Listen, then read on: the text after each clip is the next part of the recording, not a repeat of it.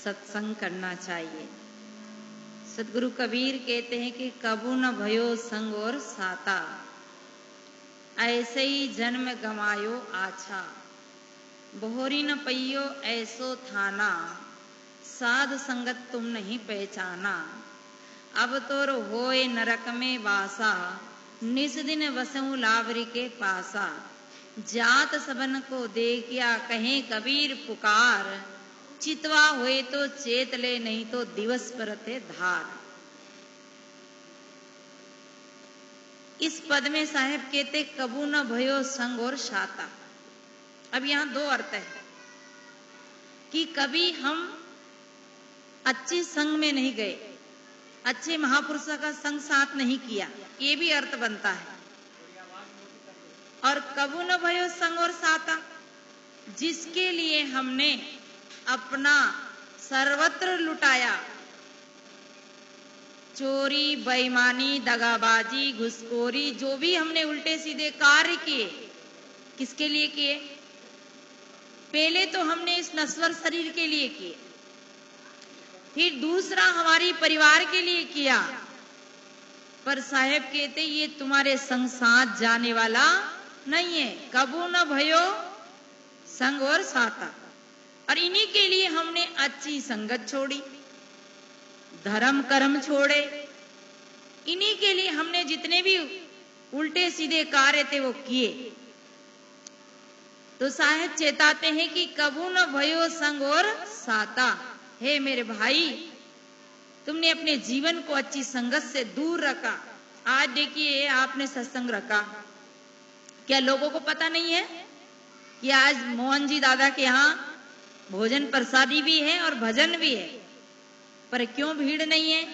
क्योंकि आदमी को अपनी खबर नहीं है। दुनिया की खबर है पर अपनी खबर नहीं है, और अपनी खबर नहीं है तो वो दुनिया की खबर में लगा है। पेपर पढ़ता है, खबर देखता है, टीवी देखता है, खबर करता है, खबर देखता है कि फलाने गांव में ऐसा हो रहा, अमुक जगह दंगा हो गया, अमुक जगह भाई भाई में लड़ाई हो रही है, हार जीत हो गई है, क्रिकेटर हार गया है, फलाने कलाकार बहुत अच्छा एक्टिंग किया है।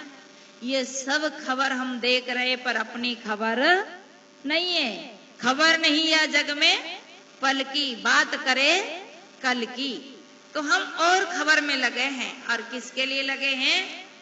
कि इनमें ही अपना उद्धार समझ रहे। तो साहेब कहते कबू न भयो संग और साता, ऐसे ही जन्म गमायो आछा। आछा मने अच्छा। ये जन्म हमें सब देह में श्रेष्ठ देह मानव देह है। सब प्राणियों में उत्तम प्राणी मानव है। क्यों?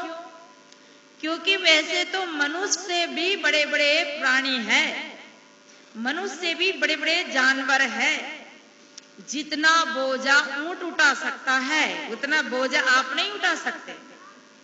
जितना ताकतवर हाथी है उतना ताकतवर हम लोग नहीं है। जितना वजनदार बड़ा मोटा शरीर हाथी का है उतना बड़ा मोटा शरीर हमारा नहीं है। और जितना घोड़ा दौड़ता है उतना हम नहीं दौड़ सकते हैं। और जितनी कहे भैंस दूध देती है, गाय दूध देती है, उतना हम दूध भी नहीं दे सकते हैं। फिर भी मनुष्य सिर मोर पुराणी बताया है। इसलिए कहते ऐसे ही जन्म आछा। आछा मने अच्छा। हमारे यहाँ कोई काम करते हैं ना भोजन भंडारा का, या कोई गेहूं चावल, तो उसके कहते आचा कर लो।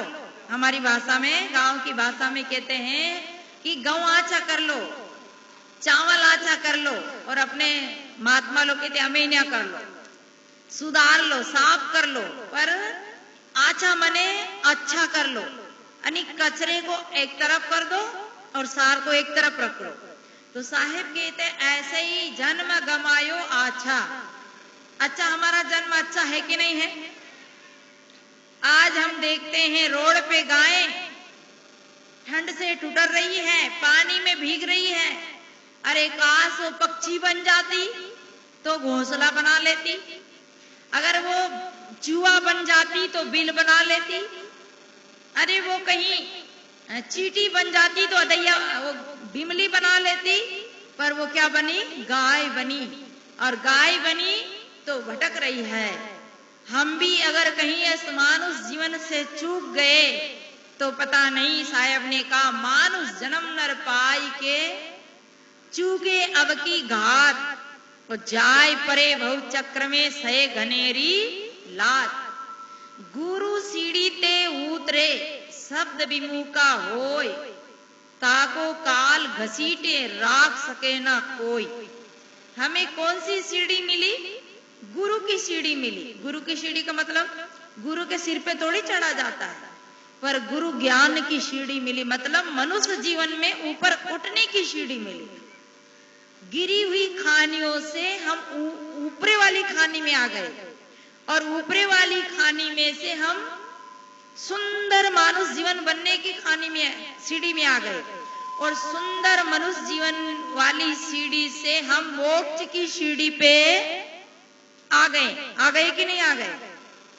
अगर हम बीड़ी ना पिए तो किसी के भाई में दम नहीं जो हमें बीड़ी पिला दे। हम तंबाकू ना खाएं तो किसी में दम नहीं कि हमें तंबाकू खिला दे। हम चोरी ना करें तो किसी में दम नहीं कि हमारे से कोई चोरी करा ले। ऐसे शक्तिशाली हम आ गए बन करके, पर आज क्या हो रहा है? ऐसे सुंदर समय को, ऐसे सुंदर अवसर को हम बर्बाद कर रहे हैं। तो क्या कह रहे हैं? ऐसे ही जन्म गमायो आछा, आछा मन अच्छा। हमारी बहनों को भी सुंदर शरीर मिला, 2 जनी बैठ गई तो निंदा चुगली में लग गई। अगर अभी यहाँ डांस का कार्यक्रम होता और कहीं ऐसा कि अभी दूल्हे की बारात निकल रही तो बिना बुलाए आ जाती ठुमका लगाने के लिए। कल जब जुलूस निकल रहा था नहीं तो यूं ही ठुमका लगा रही थी रोड पे, अब और उसको भक्ति मान रहे। तो कहने का मतलब है कि जो हम अपने जो अनमोल समय हमें मिला है उसका हम सदुपयोग नहीं कर पाए। तो ऐसे ही जन्म गमायो आछा। फिर आगे क्या कह रहे? बहोरी न पइयो ऐसा थाना, बहोरी यानी दोबारा, ऐसा स्थान मिलने वाला नहीं, ऐसा पद मिलने वाला नहीं, क्योंकि पद में आने के लिए तैयारियां करनी पड़ती है। करनी पड़ती नहीं?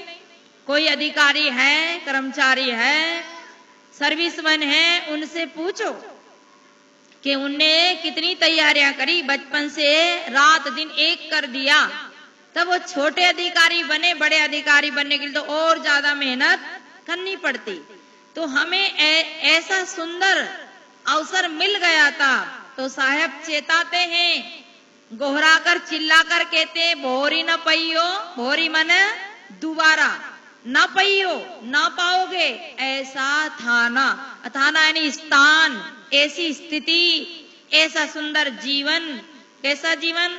सत्संग हो रही दौड़ के आ गए, भूख लगी भोजन कर लिया, प्यास लगी उठ के पानी पी लिया, अरे पानी की कमी बोरिंग लगवा लिया, गर्मी लगी पंखा चलवा लिया, नींद आई बिस्तर लगा लिया, गद्दा बिछा लिया।